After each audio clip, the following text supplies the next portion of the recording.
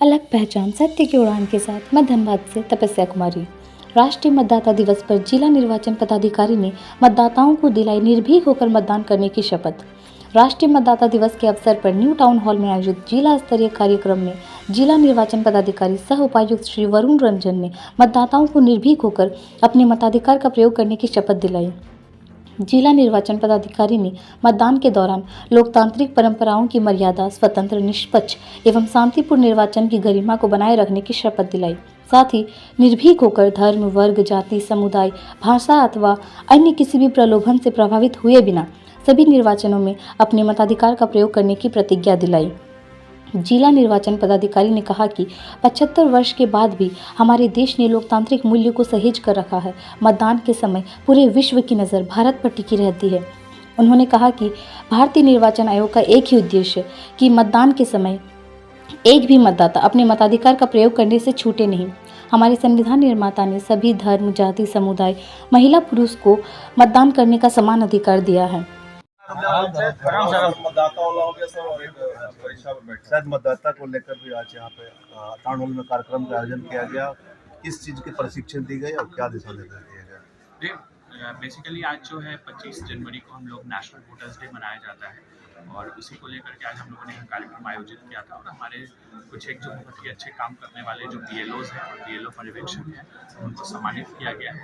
और आज का दिन हमारा जो मुख्य उद्देश्य होता है वो यही होता है कि ECI के जो सिद्धांत हैं, जो लोकतांत्रिक मूल्य हैं, उसको हम लोग जो है लोगों तक पहुँचाएं। उसको सम्मानित भी किया गया सर। हाँ, कुछ हमारे जो BLOs होते हैं, बूथ लेवल ऑफिसर्स, उनको, और साथ ही साथ जो उनके सुपरवाइजर्स होते हैं, BLO सुपरवाइजर्स, उनको भी सम्मानित।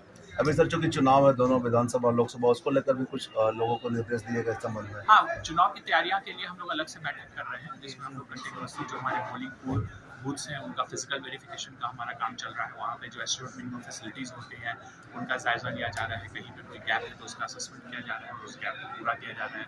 साथ ही साथ जो वल्नरेबिलिटी मैपिंग उसका किया जाना है उसको हम लोग कर रहे हैं और रूट चार्ट्स प्रिपेयर किए जा रहे हैं। और अलग अलग जो हमारे चुनाव के कोषांग हैं सभी फंक्शनल हो गए हैं और सभी अपनी अपनी प्लानिंग और तैयारियाँ कर रहे हैं। सर दूसरा जैसे परीक्षा को लेकर भी कुछ दिशा निर्देश दिए गए, नया क्या है इसमें सर? बेसिकली JSSC का जो कर्मचारी चयन आयोग है उनका एग्ज़ाम होना है 28 तारीख को और 4 फरवरी को। तो उसको लेकर के centre superintendent, patrolling magistrate, static magistrates, police officers, इन सभी लोगों के साथ हम लोगों ने मीटिंग किया था और जो भी उसमें जो डायरेक्शंस हैं एक कदाचार मुक्त परीक्षा कराए जाने के लिए उसको हम लोगों ने डायरेक्शंस सभी को दिया है। और ये इंश्योर करने के लिए कहा है कि जो टेस्टिंग एजेंसीज हैं उनके साथ पहले तो हम लोग सेंटर में जो इंफ्रास्ट्रक्चर लगाए जाने हैं उसको दुरुस्त कर लें, CCTV कैमरा लगाया जाना है, फ्रिस्किंग का किया जाना है, साथ ही साथ वहाँ पे चैम्बर्स लगाए जाने हैं, बायोमेट्रिक के लिए लगाया जाना है।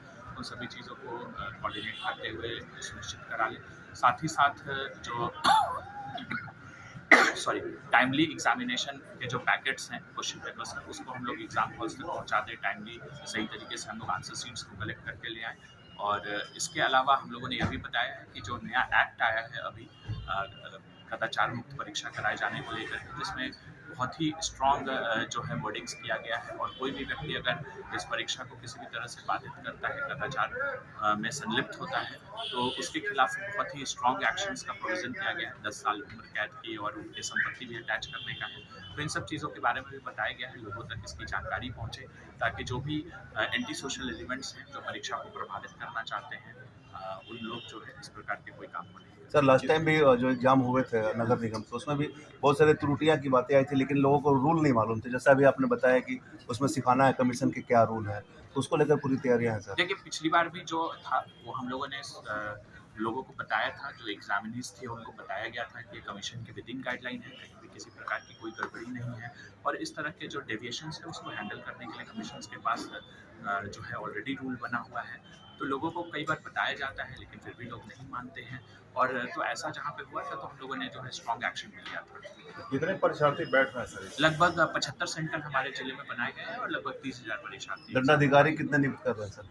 दंडाधिकारी हम लोगों ने जो है सो सभी सेंटर सुपरिटेंडेंट्स किया है। सभी सेंटर पे हम लोगों ने स्टैटिक मजिस्ट्रेट्स दिया है। उसके बाद हम लोगों ने जो है सो पेट्रोलिंग मजिस्ट्रेट्स लगभग 15 के 25 के आसपास बनाए हैं। और उसके अलावा फ्लाइंग स्क्वाड्स हमारे रहेंगे जो सीनियर ऑफिसर्स हैं, करीब 6-7 वो लोग रहेंगे। कितने परीक्षा केंद्र है सर? हाँ संवेदनशील एरिया भी कुछ है। कुछ कुछ हम सब्जेक्ट लोगों ने उसको चिन्हित किया है, जो कुछ एग्जाम सेंटर्स में काफ़ी ह्यूज नंबर में स्टूडेंट्स आ रहे हैं, तो उनको हम लोग जो है एडिशनल सर परीक्षा केंद्र कितने हैं टोटल सर? 75 के आसपास। तो उसी के अनुसार मतलब एक दंडाधिकारी 2-3 देखेंगे या अलग अलग अनेक के नहीं, हम लोगों ने स्टैटिक मजिस्ट्रेट दिया है हर एक सेंटर में।